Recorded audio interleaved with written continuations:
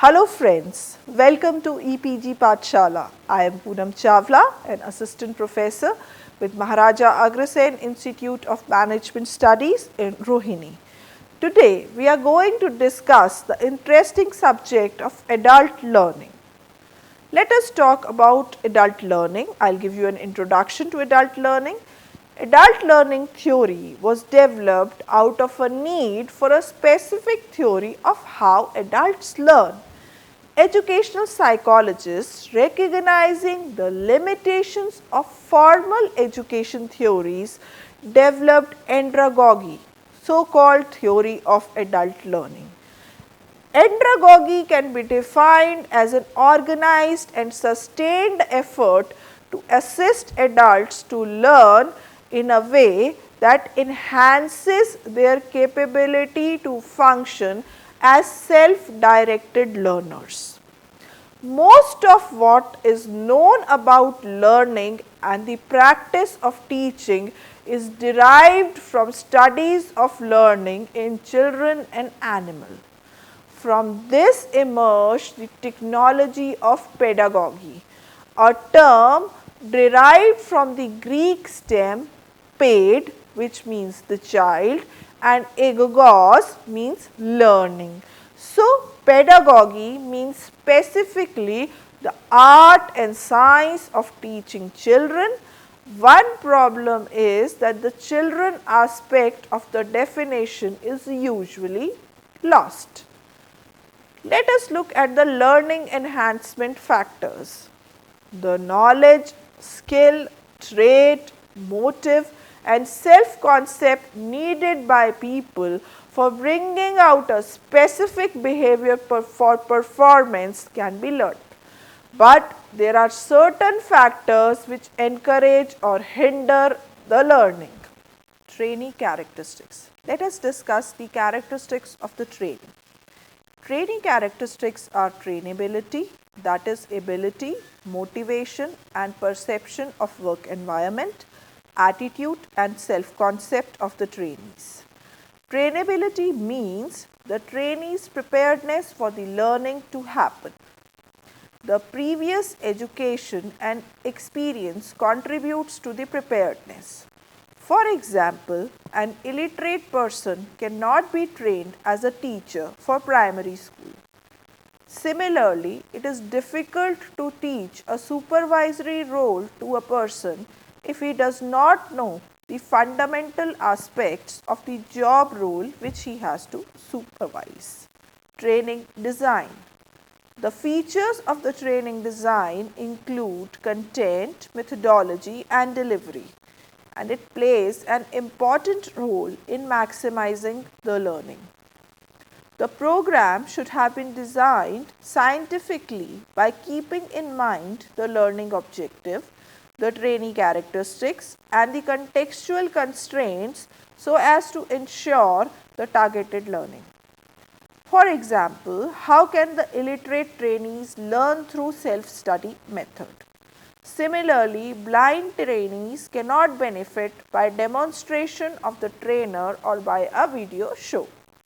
While studying all these characteristics, it is necessary that we also look towards the trainer capabilities. The trainer or facilitator is an important person in the learning process. The knowledge, skill, traits, self-concept and motive that he brings with him to the learning environment can make or break the success of learning.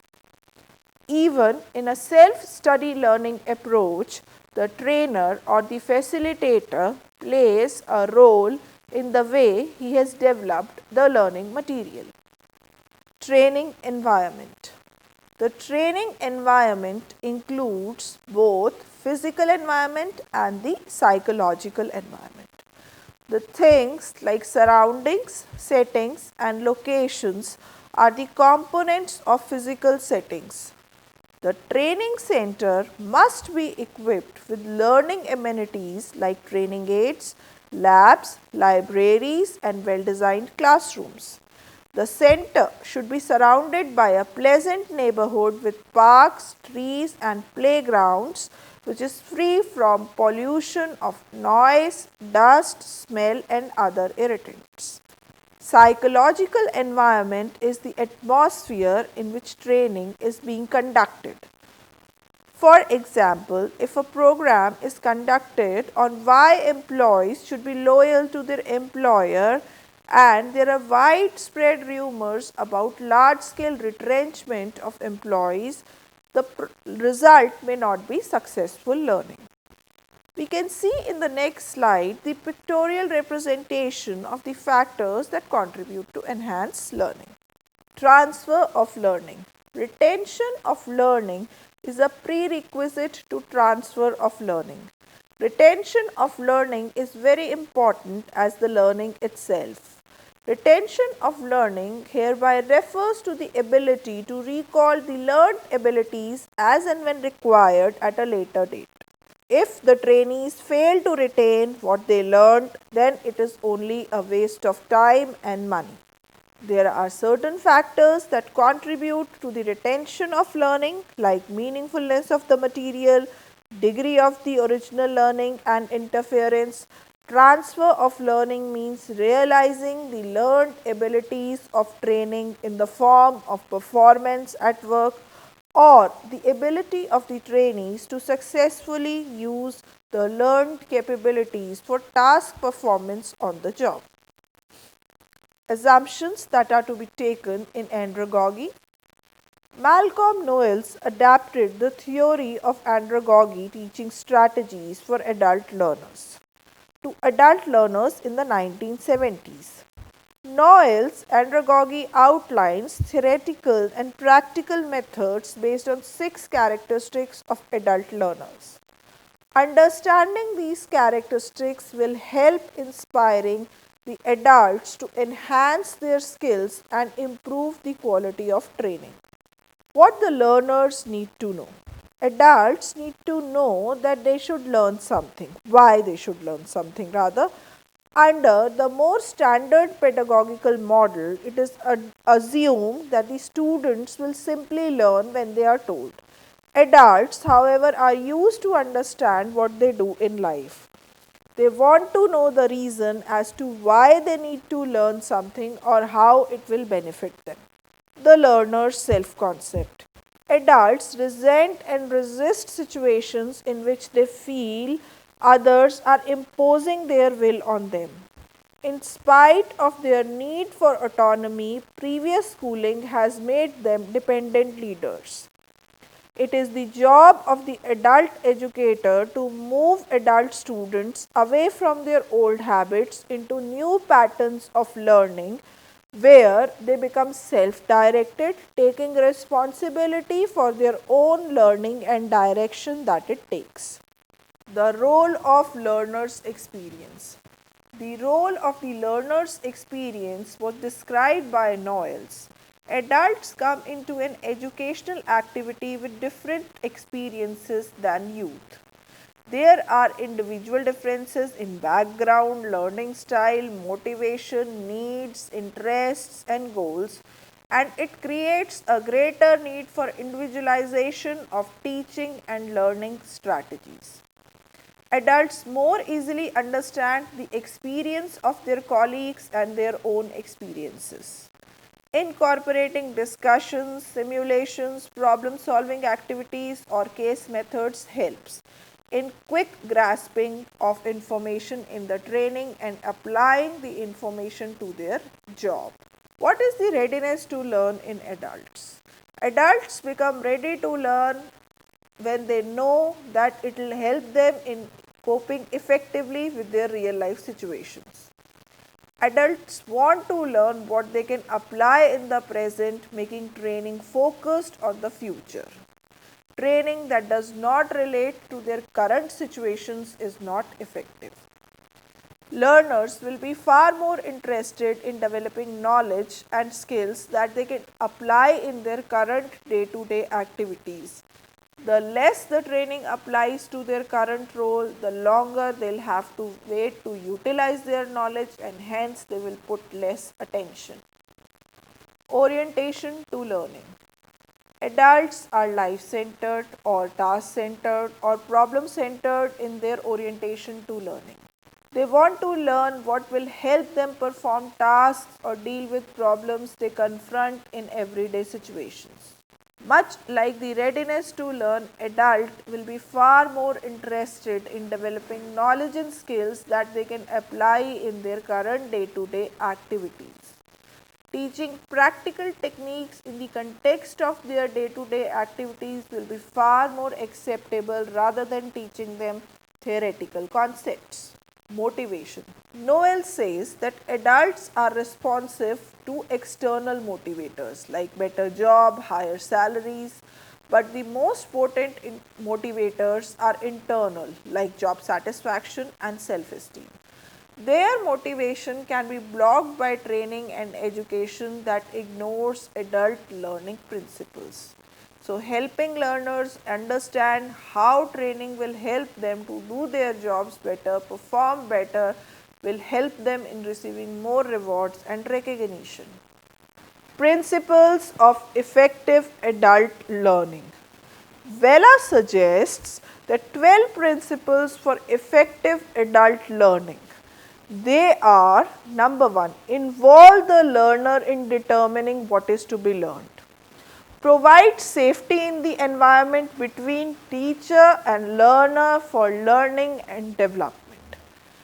There has to be a good rapport between the teacher and learner for better understanding and appreciation of each other's point of view. Careful attention should be given to the sequencing of content and reinforcement. Have action with reflection or learning by doing. Learners be given respect as subjects of their own learning. Cognitive, affective and psychomotor aspects like ideas, feelings or actions are to be considered in learning. The lessons, skills learnt should be such having scope for application in the immediate future. The role of learning should be clearly defined and developed. Use more and more of small groups to encourage team-based learning. Engage the learners in what they are learning by motivating them. Fix accountability on the participants by evaluating the training. Implications of adult learning for training. The acceptance of an andragogical approach to training provides the trainer with the need to consider the following. The physical environment should be one in which adults feel at ease, with furnishings that are comfortable and informal. The psychological climate should be the one that causes adults to feel accepted, respected and supported. There should exist a spirit of mutual respect and cooperation between the trainer and the learners, in which there is a freedom of expression without the fear of ridicule. A person feels more adult in an atmosphere that is friendly and informal. The behavior of the trainer probably influences the character of the learning event more than any other single factor. The trainer conveys in many ways his or her attitude of interest and respect for learners. The trainer who takes time and trouble to get to know the learners individually and calls them by their first names is promoting the right sort of atmosphere. Very important is the willingness to learn, to listen, to respect and to respond to the views expressed by learners. As adults are themselves a rich source for learning, greater emphasis should be placed on techniques that use such experiences. Training methods like group discussions, case studies, in-tray exercises or in-basket exercises as they are called, action learning Promote participation in a learner-centered environment. Implications of adult learning for training design. The first is diagnosis of need. The adult's concept of self-direction is in potential conflict with the more traditional practice of the supervisor or trainer telling them what to learn. Of course, adults will learn what others want them to learn if the others' power to punish them for not learning is strong enough. Nevertheless, they are more deeply motivated to learn those things that they seem the need to learn. In andragogy, therefore, greater emphasis is placed on the involvement of adult learners in a process of self-diagnosis of needs. It is important to remember that the trainer and learner develop a jointly held view of the abilities and performance to be achieved, providing diagnostic experiences in which the learners can assess their present ability and performance relative to what has to be achieved, helping learners to measure the gaps between where they are and where they would like them to be. The planning process. A basic element in the technology of andragogy is the involvement of the learners in the process of planning their own learning, with the trainer acting as counselor, guide and resource. The function of planning consists of translating diagnosed needs into specific behavioral objectives, designing and conducting learning events to achieve these objectives. Conducting the learning event. In traditional pedagogical practice, the function of the teacher is to teach. The teacher or the instructor or the direct trainer is expected to take full responsibility for what happens in the teaching learning transaction. The learner's role tends to be that of a passive recipient. In contrast, in andragogical practice, treats the learning teaching transaction as the mutual responsibility of the learner or the trainer. In contrast, andragogical practice treats the learning teaching transaction as the mutual responsibility of the learner and the trainer. Slide number 33. In fact, the trainer's role is redefined as that of a procedural counselor or a resource person or a co-inquirer in andragogy. Andragogy assumes that a trainer cannot really teach in the sense of making someone learn, but he can facilitate. An andragogical learning event is alive with meetings of small groups sharing responsibility for helping each other to learn. Assessment of learning. Probably the crowning difference between traditional instruction and an adult self-concept is during assessment. Nothing can make an adult feel more childlike than being judged by another adult. Therefore, technology of andragogy suggests a process of frequent, informal, helpful and non-threatening assessment in which the trainer helps the learner to assess whether they have achieved the objectives or not.